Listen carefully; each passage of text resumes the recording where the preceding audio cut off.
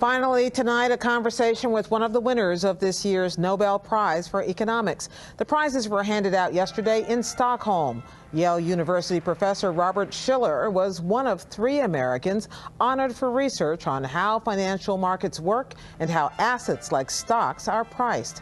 Our economics correspondent Paul Salman recently spoke with Professor Shiller about the award. It's part of Paul's ongoing reporting, making sense of financial news. I know you don't like to make predictions and think they're foolish in some sense, but I'm not doing my job if I don't ask the Shiller of Case Shiller, what about the housing market at the moment? It's a very interesting phenomenon to me that there are bubbles in so many different countries around the world. Like Brazil, I was just down there a few months ago, and they're going through a huge boom in housing. And it seems to be, well, they don't have any data. They weren't even paying attention. They didn't have home price indices until just a few years ago.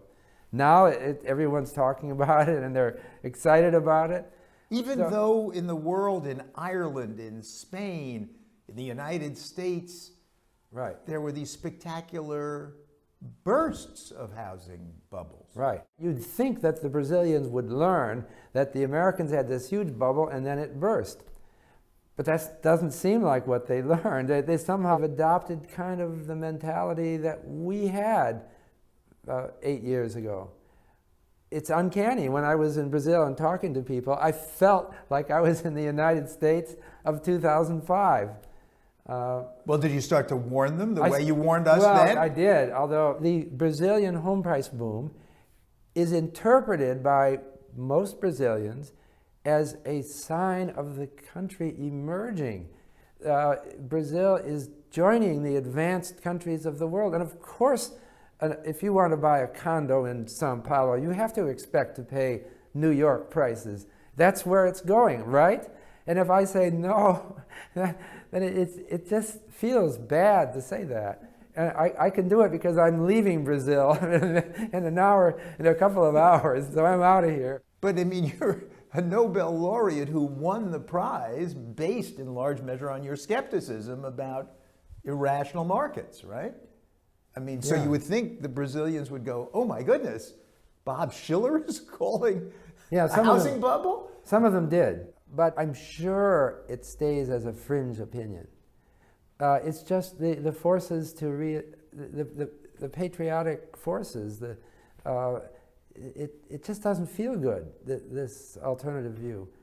And by the way, we have professional economists who could defend any viewpoint with statistics, and they do that. Everywhere in the world. Everywhere in the world. Economics is not an exact science. I wanted to be a scientist when I was a child, and I'm lamenting ever since that I go into a field where I just can't be exact, and I don't think anybody can. What is the economy going to do next? We just went through the biggest housing bubble in US history. It's off the charts, and now it's starting to go up again. What to make of that? Are we going back into another bubble economy? I don't know, and I don't see how anybody knows that. You know, this reminds me, back in 2005, during our housing boom, I did a search of the Federal Reserve Board website on their research papers for bubble, housing bubble. And I found it was hard, this is our own Federal Reserve, it was hardly ever mentioned in their research papers.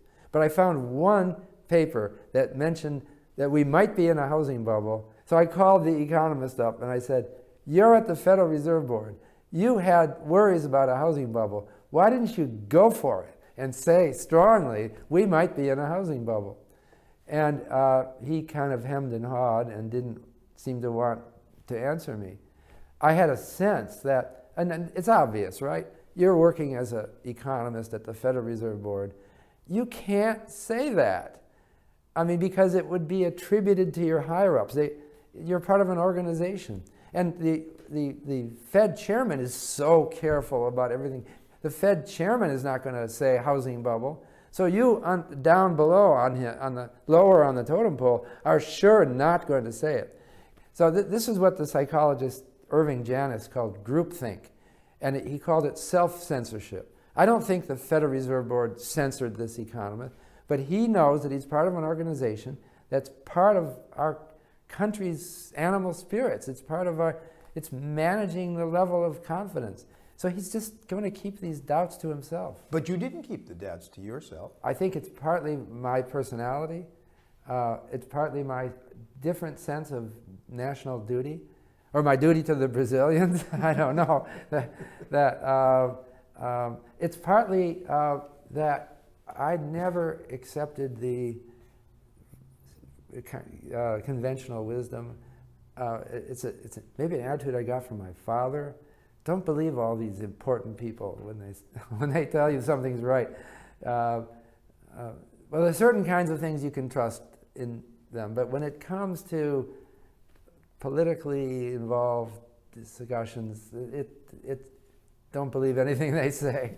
And so that gave me the fortitude to just stand up for what seems right to me.